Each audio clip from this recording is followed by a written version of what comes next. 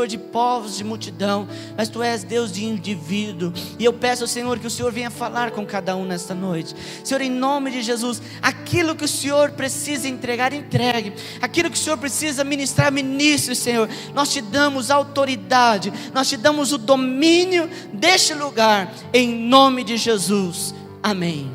Glória a Deus. Amém. Nós estamos no 5º dia da campanha de libertação,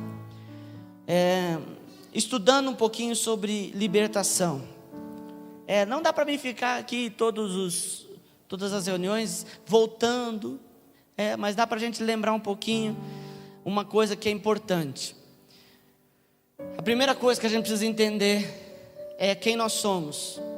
E quando nós nos localizamos em Deus, nós começamos a trabalhar, ou estar, melhor dizendo, sendo guiado pelo propósito de Deus. O fato de eu bater a mão no meu peito e dizer eu sou de Deus, não significa que eu estou debaixo de um propósito de Deus. Todo ser humano, ele precisa estar debaixo de uma autoridade. Ninguém consegue ficar sem estar debaixo de uma autoridade. Todos nós estamos sujeitos a alguma autoridade. E eu vou dizer até fora da Bíblia, um grande filósofo, um grande homem que falou sobre as mentalidades, Michel Foucault. Às vezes não caberia dentro de uma pregação, esse nome não caberia em cima de um púlpito, mas para ilustrar, Michel Foucault dizia que todo ser humano, ele tem poder sobre alguém, e toda pessoa está debaixo de poder de alguém.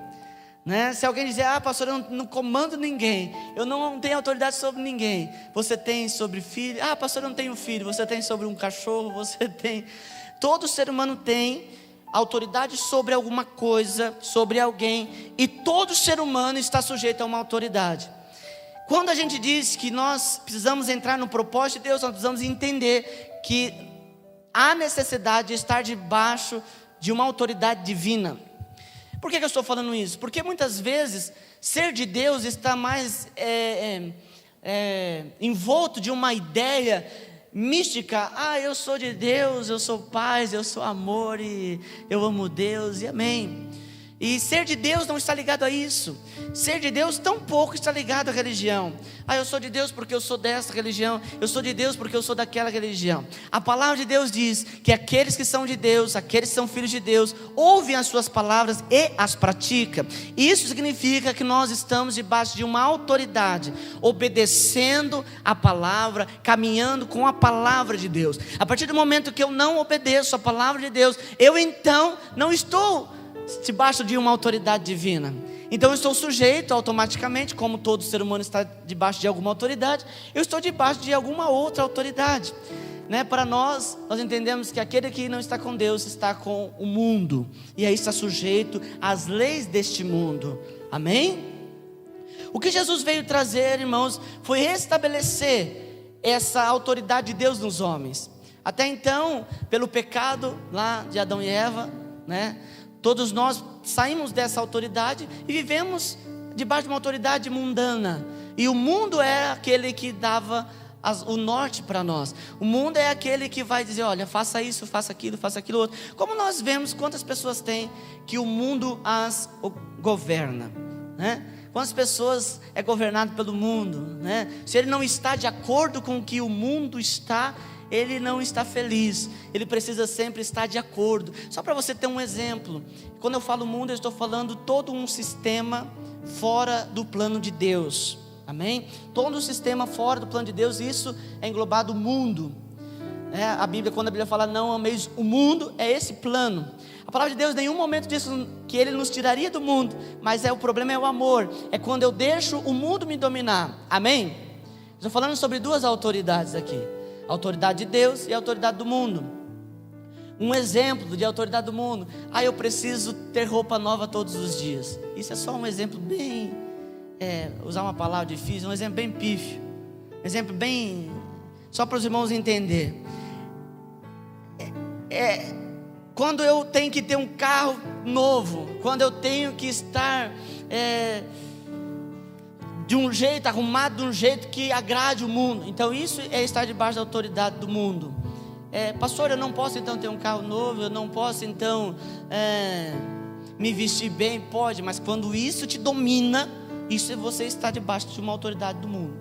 Estar debaixo de uma autoridade divina é quando, acima de tudo isso, você ouve Deus, você ouve a palavra e as pratica. Essa é a base. Quando eu entendo isso, que eu preciso de Deus, eu preciso estar debaixo da autoridade de Deus, eu então começo um processo na minha vida. É um processo que todos aqueles que são filhos de Deus precisam passar, que é o processo de transformação. Diferente do que muitos acham e acreditam, a igreja não é um lugar de pessoas transformadas. Eu estou falando isso porque quantas vezes os crentes têm sido martirizados porque, você não é crente, você não é o santo, você não é isso, você não é aquilo. Na verdade, a igreja é um lugar onde nós procuramos ser transformados. Amém? E quando nós damos liberdade ao Espírito de Deus para nos transformar, aí sim nós somos transformados. Como a Bíblia diz, a imagem e semelhança de Deus. Entenda, querido, o propósito de Deus é retornar a imagem dele no homem. Lembra quando Deus criou o homem? Lembra disso? Deus não criou o homem do pó, não é verdade? Ele não criou do pó. Ele formou do pó. O homem foi criado de Deus. Amém? A Bíblia diz que antes da criação do mundo, nós já existíamos em Deus. Nós não fomos criados pelo pó, nós fomos transformados. Lê a Bíblia, está escrito que somos transformados do pó. Então Deus pega a sua essência e transforma o homem do pó. E aí, por conta do pecado, da natureza humana, nós nos desviamos desse foco. Então, através de Jesus Cristo, nós vamos sendo transformados. A Bíblia diz que nós olhamos hoje como por um espelho e vemos uma imagem meio ofuscada, mas chegará o dia que nós veremos a imagem nítida. Qual é essa imagem? A imagem de Jesus Cristo em nós. Esse é o objetivo de Deus. Então a igreja é um lugar onde se encontram pessoas em transformação. Amém? Cutuca a pessoa do outro lado e diga assim: não mexa comigo que eu estou em transformação. Cutuca o outro que está do outro lado e fala assim para ele: não pega no meu pé porque eu estou em processo de transformação. Eu estou falando isso porque tem muita gente que quer ver qual nível que você está e vai te perseguir por causa disso. Irmão, vi você fazendo isso. Irmão, vi você fazendo aquilo. Mas todos nós estamos num processo. Amém? Esse lugar é o tanque de Betesda, é a casa de misericórdia, aonde nós estamos aqui esperando o toque de Deus para sermos transformados. Amém? Não tem ninguém perfeito. No plano de Deus não, somos transformados. Chegará o dia, diz a Bíblia, que nós seremos perfeitos.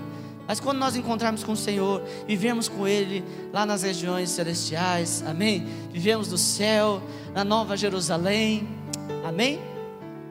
É até gostoso falar da Nova Jerusalém, pensando no plano que nós estamos vivendo hoje, né? No mundo que nós estamos vivendo hoje. Mas então, irmãos, eu preciso entender que começa um processo, e dentro deste processo, eu começo a ser transformado pelo Espírito Santo de Deus a uma nova pessoa.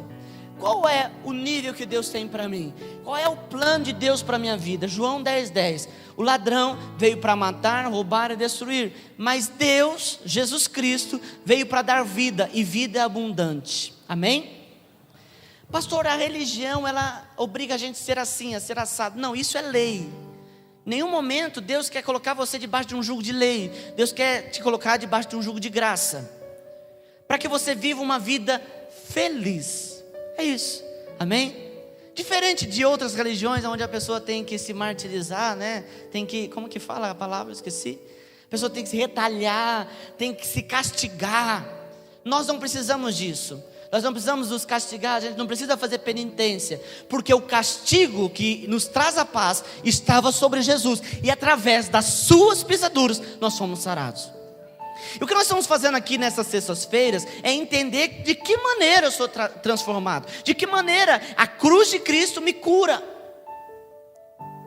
Pastor, Jesus já morreu, já sou curado. Não, todos nós precisamos. Nós precisamos entender como alcançar essa cura, de que forma. É isso que nós estamos fazendo aqui. Hoje nós vamos falar sobre cura interior. Cura interior está ligado à cura da alma. A alma é o psique, é as emoções. Diferente de umas interpretações equivocadas, onde a pessoa diz que a alma vai para o céu. Não, a alma não vai para o céu. O corpo do homem é composto de... Aliás, o ser humano é composto de corpo, alma e espírito, certo? Certo ou não? Tem alguém que é só corpo aí? Então, o ser humano é composto de corpo, alma e espírito. O corpo é isso aqui, a casca da banana.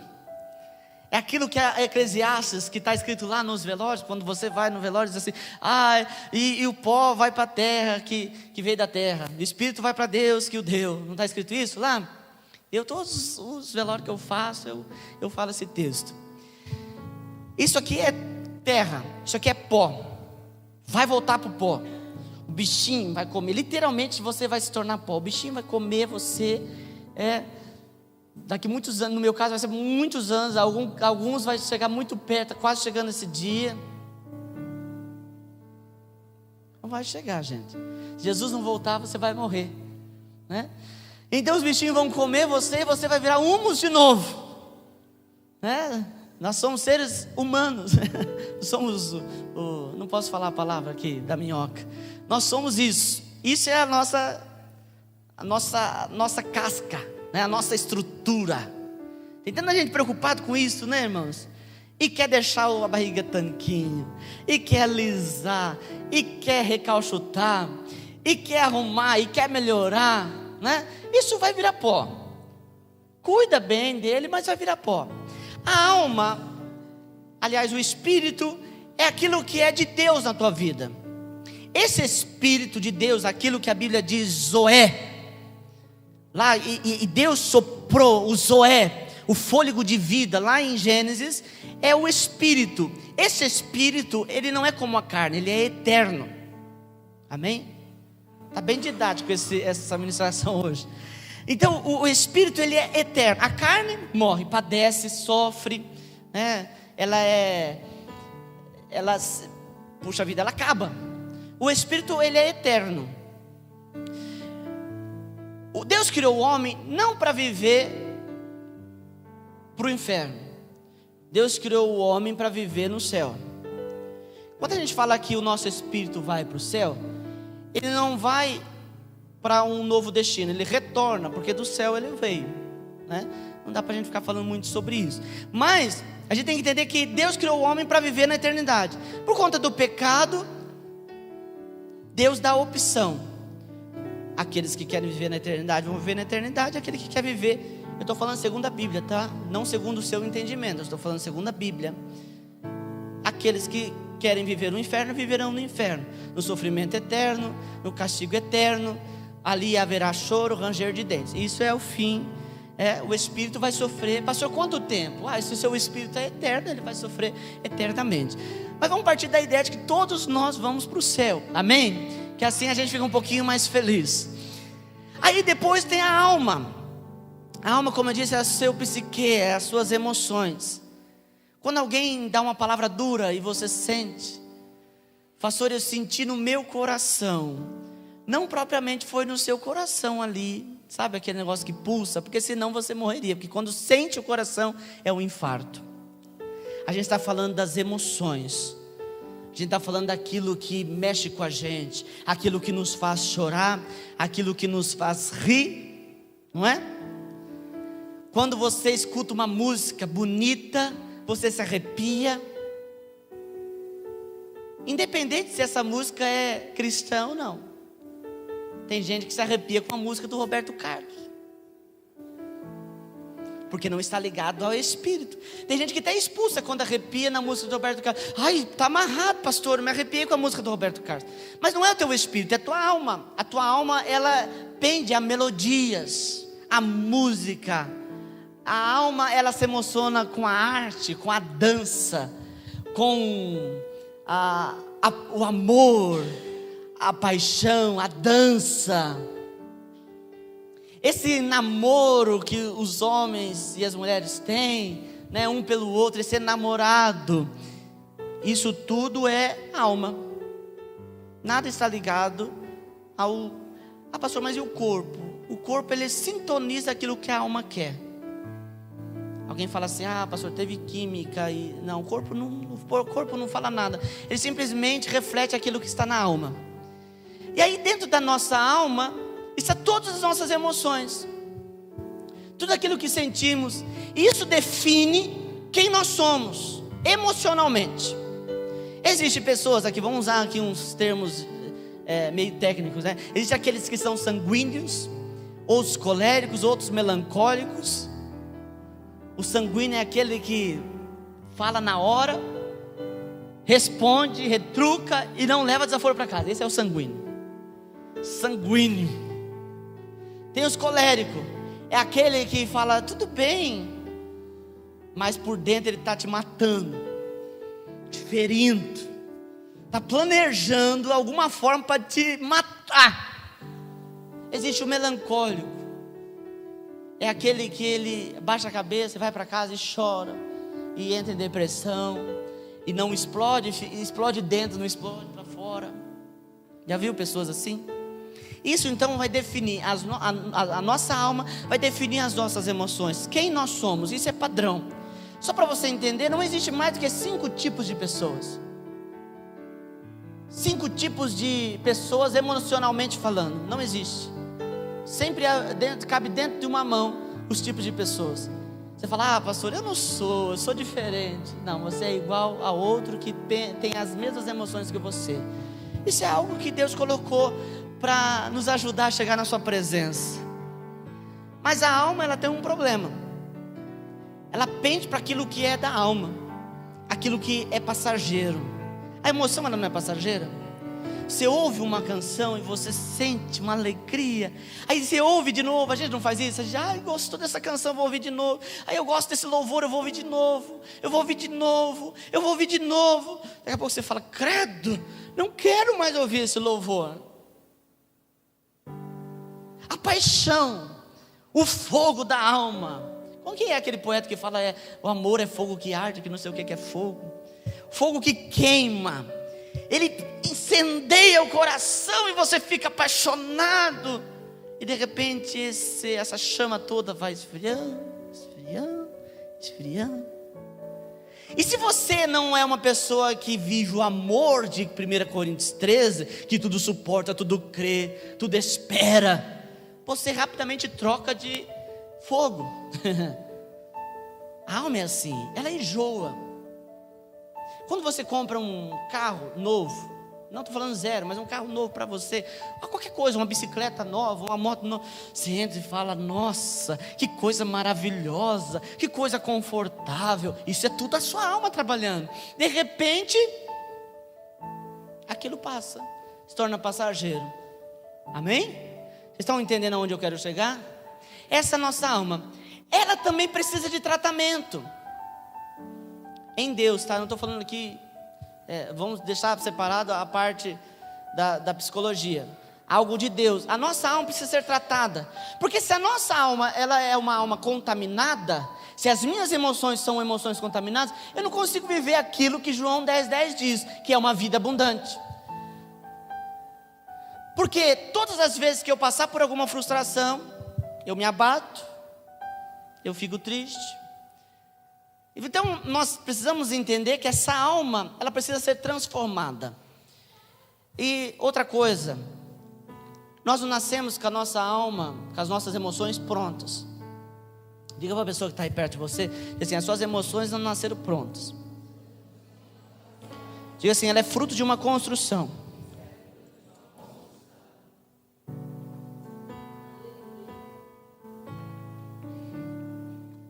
Todos nós nascemos pendendo para alguma coisa, mas não é no nascimento que se forma as emoções. É através da criação, é através da vida, nós vamos vivendo e sendo transformado. Por exemplo, uma pessoa que eu disse, uma pessoa colérica, uma pessoa que explode com facilidade, é uma pessoa que precisou se defender desde pequeno. Algum momento da sua vida passou por um momento que se viu só e precisou se defender. E essa pessoa então, ela sempre se defenderá. E quando adulta, ela vai se defender a vida inteira. Ainda que seja algo tranquilo, ela vai se armar e vai querer se defender. Uma pessoa que pende para tristeza, um melancólico, ele sempre vai viver vendo o lado negativo das coisas, o lado triste da vida. Enquanto todos estão olhando o sol que brilha, o melancólico está vendo a chuva que está vindo do outro lado. Então nós precisamos entender que isso é, em primeiro lugar, uma transformação. Ah, pastor, eu sou como aquela música, eu nasci assim, vou viver assim, vou morrer assim. Não. Deus, Ele pode transformar o nosso ser, Ele pode transformar as nossas emoções. E usando de exemplo, nós temos aqui Gideão. Gideão foi um homem que teve as suas emoções transformadas através de um cenário difícil. A palavra de Deus diz que Deus entregou, porque o povo deixou de buscar Deus, então Deus os entregou nas mãos dos medianitas. Toda vez que eles plantavam alguma coisa, vinham os medianitas e tacavam fogo, e saqueavam e acabavam. Sabe aquela pessoa que toda vez que quer crescer, vem alguma coisa e está tudo errado. E ela vai e tira forças da onde não tem, e levanta, e semeia, e planta, e quando está quase para dar fruto, vem os midianitas e atacam. Gideão é um desses. Ele está malhando o trigo num lugar onde não se malha trigo. O trigo, para malhar, quem é do tempo do EPA aqui, né? O trigo é igual o feijão, você tem que colocar ele num lugar e o vento te ajuda a tirar o trigo da palha do trigo. Lembra do café, do feijão, a pessoa colocava numa peneira, né? O arroz, o feijão também. Feijão também, para tirar a palha do feijão. Quem já fez isso? O arroz, né? O milho. Tem gente que tem uma habilidade, pega aquela peneira e joga lá em cima, lá no alto. O vento vem, assopra e a palha vai embora. Gideão estava num lugar fechado, úmido, porque o lagar é um lugar que se fabrica vinho. É aqueles tanques onde as pessoas, aquele vinho, sabe aquele vinho, já ouviu falar do vinho do Porto? É feito desse jeito, onde as pessoas pegam o seu pezão e vai lá e esmaga a uva, e tem um caninho lá, vai saindo só o suco da uva. Era esse lugar que Gideão estava. Não era propício para se malhar trigo, mas ele vai num lagar, que é um lugar fechado. Por quê? Porque senão os medianitas, se vissem ele no campo aberto, os medianitas pegavam um trigo que não era lá aquela coisa. Mas por que ele estava num lagar? Porque ele já tinha cansado de tentar. Lagar fala de lugar de enclausuramento, lugar fechado, lugar úmido. Gideão estava nesse lugar. E Deus então aparece para ele e diz, eu falo Deus porque diz o anjo, e na teologia a gente entende que quando é o anjo em letra maiúscula, é o próprio Deus que aparece. O próprio Deus aparece para ele de costa. O Senhor é contigo, homem valente. Primeira coisa, se aparece alguém para você de costa, com uma fisionomia estranha, como você reagiria? Sai para lá, cruz credo. Ah, pastor, eu falaria, fala comigo. Não, irmãos, você correria, você ficaria com medo. Mas ele está tão envolvido ali nas suas emoções, que ele diz, o Senhor é comigo. Ele começa então a falar do que ele está vivendo. A fonte jorra daquilo que ela tem no seu interior. A Bíblia diz profeticamente que do nosso interior fluirão rios de água viva. Isso é o objetivo de Deus. Esse é o propósito de Deus, que você flua vida. Mas não é assim que acontece.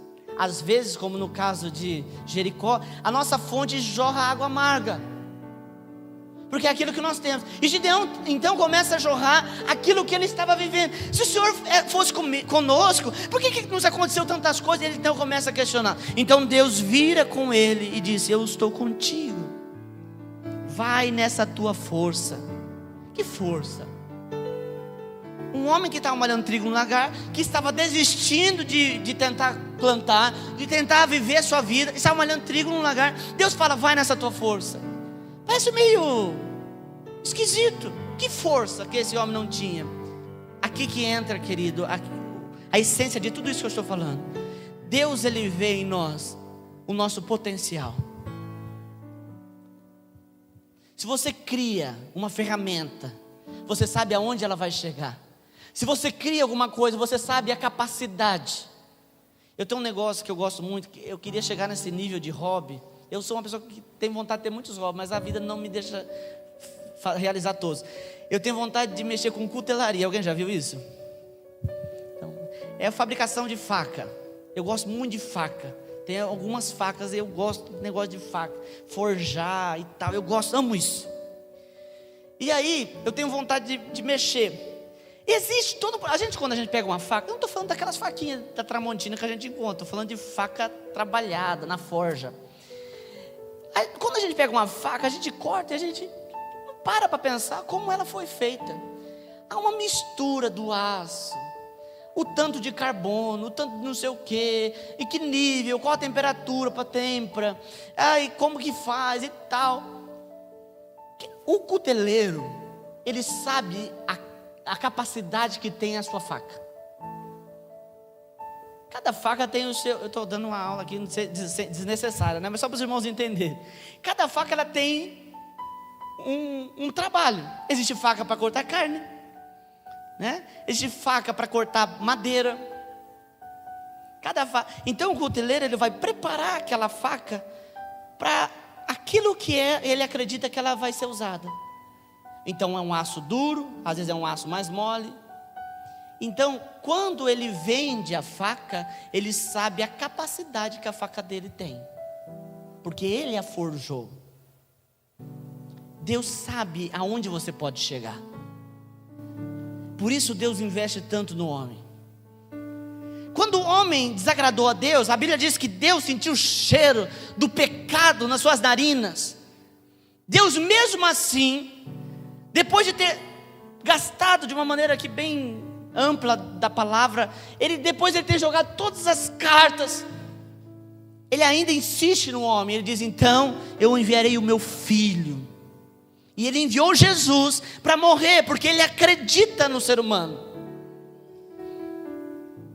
Deus acredita tanto, irmãos, tanto, que eu não consigo nem entender como Deus acredita em mim. Olha para o mundo aí, vamos muito longe, olha para a nossa cidade, olha para a nossa nação. É difícil acreditar que o Brasil pode mudar, que o ser humano pode ser diferente, mas Deus sempre acredita. Às vezes você, por um erro de processo na sua transformação, a transformação das suas emoções, você às vezes está aqui pensando: pastor, eu não acredito mais em mim, porque tudo na minha vida deu errado. O casamento, os meus filhos não são lá aquelas coisas, profissionalmente. Pastor, eu vou dizer para você, para Deus sempre há possibilidade de mudança. E Deus diz que Ele nos fez para andar altaneiramente. E quando Deus fala que Ele nos fez para andar altaneiramente, Ele não fala de uma maneira de soberba, mas Ele fala de uma maneira de viver uma vida por cima e não por baixo. Amém? Amém, querido? Então, a gente precisa entender o seguinte: Deus acredita em nós, e Ele vai fazer de tudo para transformar as nossas emoções. As nossas emoções, ela é aquilo que eu consigo enxergar de mim, a nossa autoimagem. Pensa um pouquinho aí, qual é a sua autoimagem? Como você se vê? Pensa um pouquinho. Vamos fazer um trabalho aqui de pensar um pouquinho sobre nós. Quem nós somos?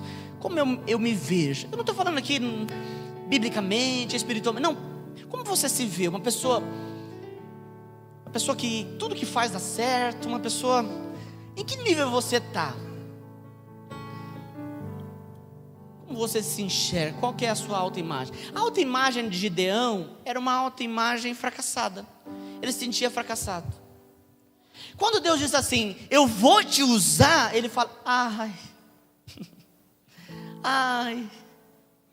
não dá para o Senhor me usar não. Tem alguém melhor, Deus. O Senhor quer... a minha família é mais pobre. Eu sou do povo menor. Cuidado, porque a nossa autoimagem, ela nos leva a ficar preso naquilo que Deus não criou para nós. Como eu disse, é uma formação. A sua criação pode ter te levado a ter uma autoimagem distorcida de você. Outros, eu estou falando aqui sempre daquele que sente menos, mas tem gente que tem uma autoimagem ligada a uma autoestima elevada demais. Uma super autoestima. É aquela pessoa que tudo vai dar certo, tudo dá certo, olha. Isso também é um problema, não pense que isso é bom. Você tem que ser equilibrado. Uma das coisas que o Senhor fala sobre, pega lá, o Senhor fala do fruto do Espírito: amor, bondade, benignidade, domínio próprio. Em outra Bíblia vai falar equilíbrio. Você tem que ter equilíbrio. E Deus quer transformar a gente nisso. Amém? Da onde vem a fonte da nossa autoimagem? Já estou encerrando, tá? Através dos nossos relacionamentos de pai, com os nossos pais. Nós estamos aqui num grupo onde tem vários tipos de pessoas, vários níveis de cultura, educação, níveis financeiros. Tem aqueles que teve todo o suporte do pai e da mãe. Quando caiu de bicicleta, o pai olhou, sabe aquela cena de filme? E disse assim: tenta de novo. Ou às vezes você teve aquele pai que dizia: mas você é burro, hein? Caiu de novo. Ou você teve, como o meu caso, não teve um pai para dizer para você: vamos tentar. Eu aprendi. Meu pai era um pai que morava em casa, mas ele era ausente. Eu tive que aprender a andar de bicicleta caindo sozinho. Por um lado foi bom, que eu aprendi a não depender tanto das pessoas. Mas a nossa autoimagem está muito ligada àquilo que nós vivemos, o nosso relacionamento com os nossos pais. Tem gente que teve todo o suporte. Vou falar de algo, às vezes você está fora da sua percepção. Falar algo ligado ao social. Tem muita gente, irmãos, que fala assim: o filho do doutor, o filho do ciclano, ele é muito inteligente. O filho do Josézinho padeiro, ele já é um pouquinho fraco. Isso está ligado à autoimagem. Uma criança onde teve uma estrutura familiar, uma estrutura financeira melhor, ela teve um suporte melhor dos pais. Por exemplo, aqui, vou fazer uma pesquisa rápida aqui. Quantos aqui tiveram o pai e a mãe, ou a mãe, no período da escola, que quando você chegava com tarefa, o pai e a mãe falavam assim: vamos fazer juntos? Poucos. Isso te deu suporte, você que sua mãe fez isso, ou seu pai fez isso com você, te deu suporte para você ser diferente, ser melhor. E aí o problema, irmãos, é que as pessoas chegam e falam assim: isso aqui é mérito meu. Mas o outro que não teve o suporte, você está entendendo? Então isso influencia na sua autoimagem. Eu, por exemplo, eu tinha que acordar 5 horas da manhã para tratar de porco. Nós tínhamos uma criação de mais ou menos 2.000 cabeças de porco. E eu cuidava sozinho da maternidade. Tinha em torno de 50 porcas de cria. Cada porca dava 18 a 22 leitões. Quem já viu granja sabe do que eu estou falando. E eu cuidava sozinho, com 8, 9 anos de idade. E recebia por isso, mas não chegava na minha mão, ia direto para meu pai. Então eu tinha que acordar 5 horas. Às vezes na madrugada, que era quase toda semana, uma porca dava cria. E eu tinha que ajudar a fazer o parto. Com 8 anos de idade eu tinha que ajudar a porca a fazer parto. Mais uma vez, quem sabe que granja, por conta dos hormônios, elas criam além daquilo que é a capacidade que eu posso dizer, da anatomia da porca. Então a gente tinha que ajudar e colocar e tirar um parto forçado. Os meus braços pequenos, que eu pensava, eu era uma pipa, viviam roxo, e eu ia na escola, eu via que as professoras começavam a achar que eu tinha sofrido agressão, porque eu tinha que ajudar a fazer parte, e cada leitão vem dentro de cada leitão vem envolto de uma placenta, não sei explicar como que é, mas eu tinha que fazer isso. Aí, esse todo o meu serviço, desde as 5 horas, ia até 10h30, porque 11 horas passava o ônibus, para mim chegar meio-dia na escola, e eu estudava, e eu voltava 7 horas da noite, quando não chovia, o ônibus atolava. Quem viveu no sítio sabe como é.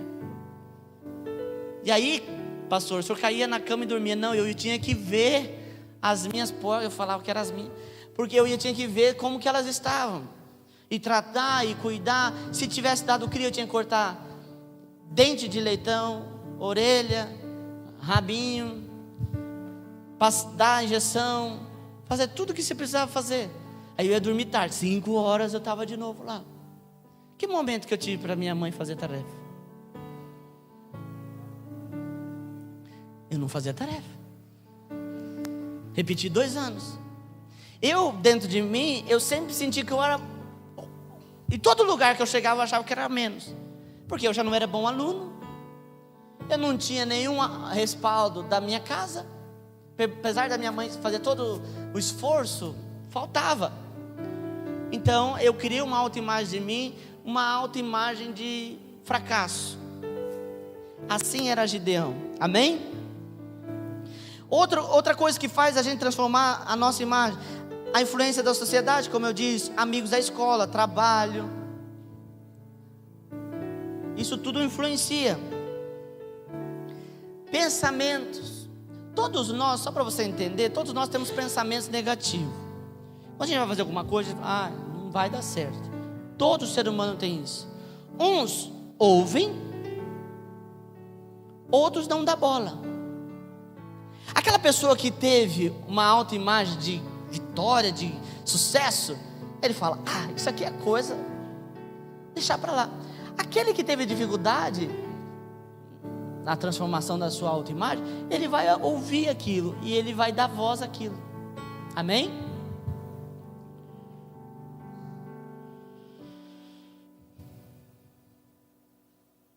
Por que as pessoas têm falha na sua autoimagem? Por que tem autoimagem negativa? Principalmente, eu falei da criação, tudo, mas principalmente é falta de amor no momento certo. Quando falta o amor no momento certo, quando você era pequeno, quando era para você ser criança, te fizeram ser adulto, quando era para mimar, te batiam, quando era para te corrigir, te mimaram. Mas a essência disso é a falta de amor. Então a falta de amor prejudica na sua autoimagem. Gideão, qual era a imagem que ele tinha de Deus? Que Deus entregou ele para os midianitas. Então quando Deus aparece para ele, você, Deus, fez isso? O Senhor, se o Senhor estivesse, então ele questiona Deus. E aí Deus começa a trabalhar. Deus diz assim, vai na tua força. Porque Deus, como eu disse, Ele vê além. Ele vê além, amém? Gostaria que você fosse instrumento de Deus nessa noite. Batesse no ombro da pessoa que está ao teu lado, carinhosamente, e dissesse assim para ele, Deus sabe o quanto você pode. Diga assim para ele ou para ela, Deus sabe o quanto você é valoroso. Amém?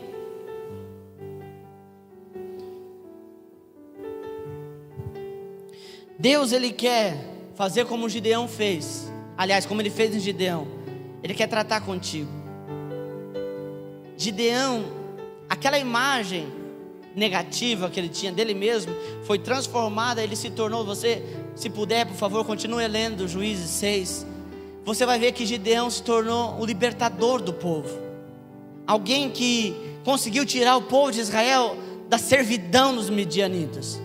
Alguém que conseguiu transformar o cenário não só da sua casa, mas de toda uma nação. Porque Deus injetou nele coragem. Deus acreditou. Amém? Eu gostaria de dizer para você que ter uma visão de si mesmo distorcida, derrotada, não é o que Deus quer para você. O que Deus quer para você é que você viva uma vida de abundância. E para isso Ele quer transformar o teu ser. Mas você precisa querer. Você precisa querer. Deus, Ele pode ir lá no teu passado e transformar toda aquela situação que você viveu. Eu, por conta de eu achar que tudo que eu fazia era fracasso, eu não conseguia falar com as pessoas. Eu não conseguia, isso que eu estou fazendo aqui, isso para mim era algo impossível. Pastor, olha que trabalho que foi feito, hein? Foi. Deus teve que fazer uma lavagem. Não falam aí que na igreja se faz lavagem cerebral? Faz mesmo. Deus teve que fazer uma lavagem cerebral. Deus teve que tirar todos os pensamentos de derrota. Deus transformou. Deus fez. Hoje eu até peço para Deus me dar equilíbrio, porque já ouviu falar da lei da vara? Quando a vara pende para um lado, você não pode colocar ela para o centro, você tem que levar ela para o outro lado. E Deus fez isso comigo. Eu acho que a minha autoestima está até elevada demais. Deus me mantém no equilíbrio. Deus diz para você nessa noite que você pode. Você pode. A única coisa que você tem que fazer é se entregar ao Espírito Santo de Deus para que Ele te convença. O que eu falei aqui pode não ter te convencido, porque o poder não está nas minhas palavras. O poder está na palavra de Deus. Quem convence você não sou eu. Tem muita coisa aqui que eu precisava falar, não dá tempo. Mas o Espírito Santo te convence. Ele transforma, Ele faz. Eu quero que Ele faça nessa noite da tua vida. Se você precisa de transformação, que Ele faça na tua vida. Deus foi tão bom para mim que o processo foi tão rápido. Deus me curou as minhas emoções muito rápido. Ele pode fazer isso com você. Eu não estou aqui dizendo que eu sou melhor, mas eu posso dizer para você que se Ele fez na minha vida, Ele pode fazer na sua. Ele pode transformar suas emoções, para que você consiga, vou falar de uma maneira filosófica, ver o lado bom da vida, para que você veja como a vida é boa, como a vida é bonita. Porque quando a gente não vê, irmãos, não significa que ela não é, significa que nós não estamos enxergando. Porque eu vou dizer para você, a vida é muito boa. Quem faz a gente ver a vida ruim é o inimigo, colocando coisas na nossa mente. E Deus quer que você veja quanto a vida é boa. Eu conheço pessoas, para finalizar, que está cheio de neto em casa, tem filhos maravilhosos, mas não consegue ver aquilo que tem. Tem saúde, não consegue ver aquilo que tem. Deus quer transformar a sua visão de si, para que você veja aquilo que existe de bom na tua vida. Amém? Vamos colocar de pé, por favor. Quero orar por você.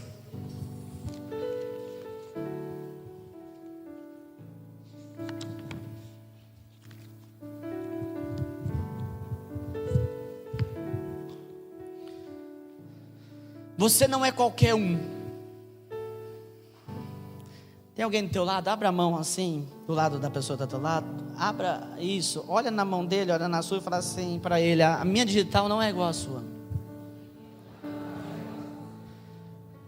Às vezes o nariz até parece, a orelhinha, às vezes os olhos, o cabelo, mas existe sempre uma individualidade, porque Deus, Ele não criou uma forma e fez em larga escala o ser humano. Ele criou cada ser humano com a sua característica peculiar, o seu cheiro, o seu jeito. Aí a gente queria mudar, né? Verdade? Eu, por exemplo, eu colocaria uma outra voz para mim, mas se assim quis Deus, Nada que uma fono também não possa transformar, não é, irmãos?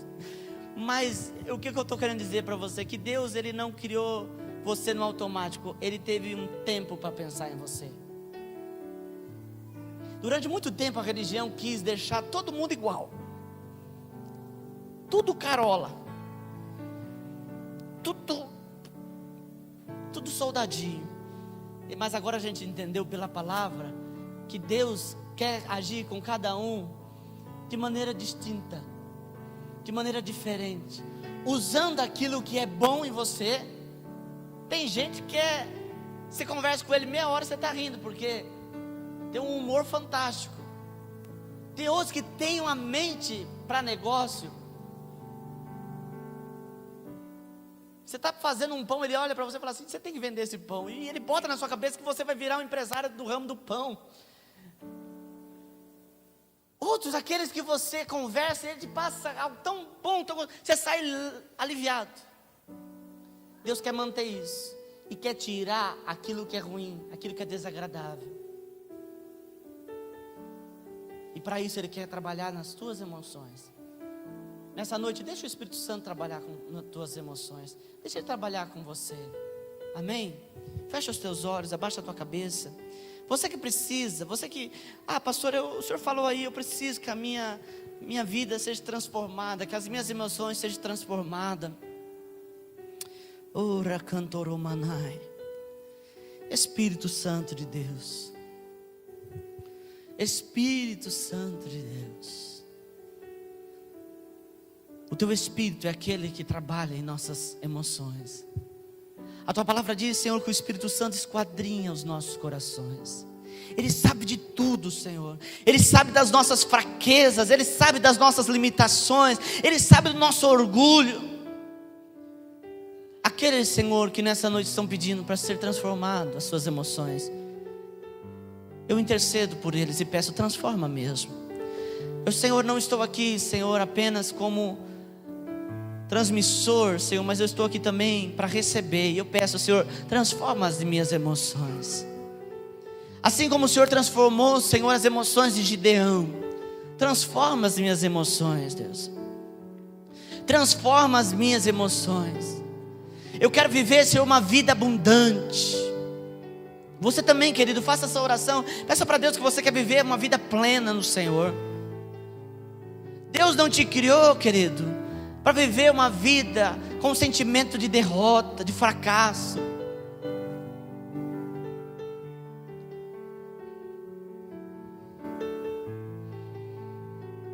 Senhor, em nome de Jesus, transforma as nossas emoções.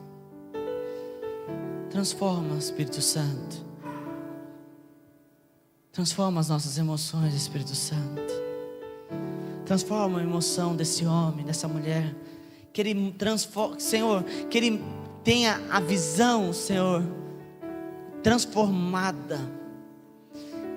Para que ele veja, Senhor, a verdadeira imagem dele. Para que ela veja a verdadeira imagem dela, Senhor. Em nome de Jesus. Em nome de Jesus. Amém. Gostaria de dizer para você que pensou com você mesmo, dizendo: porque o pastor não sabe o tanto de coisa errada que dá para mim. Tudo está errado.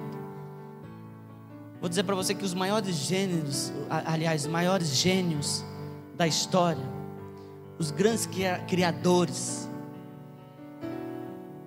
eles fracassaram muitas vezes até obter o êxito. O criador da lâmpada, como chama o criador da lâmpada mesmo?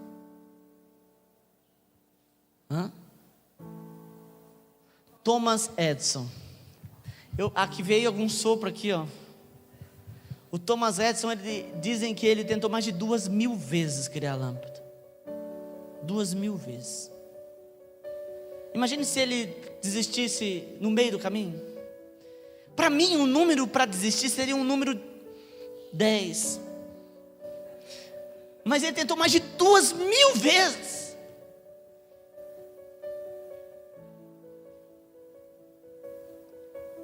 Deus, Ele dá para você esperança.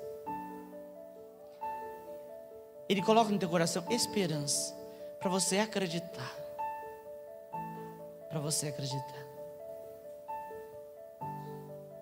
As últimas eleições que nós tivemos no Brasil, a última eleição que nós tivemos no Brasil, demonstrou a desesperança do povo em não acreditar numa mudança, e por isso mantiveram o mesmo fracasso.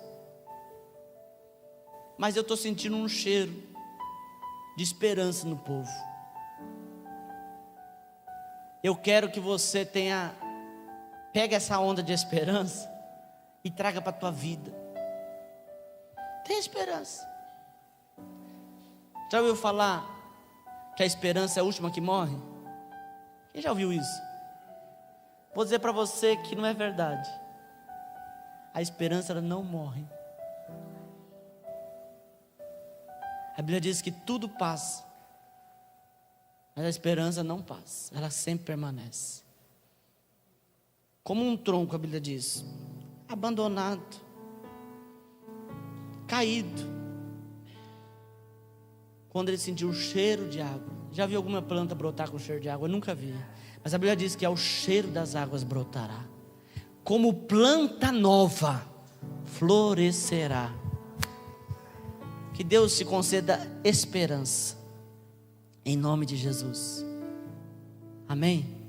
Amanhã, hoje você vai dormir, não faça nada ainda hoje. Amanhã, levante, acreditando. Pastor, é força do pensamento? Não, é força do Espírito Santo na tua vida. Amém? Acredite.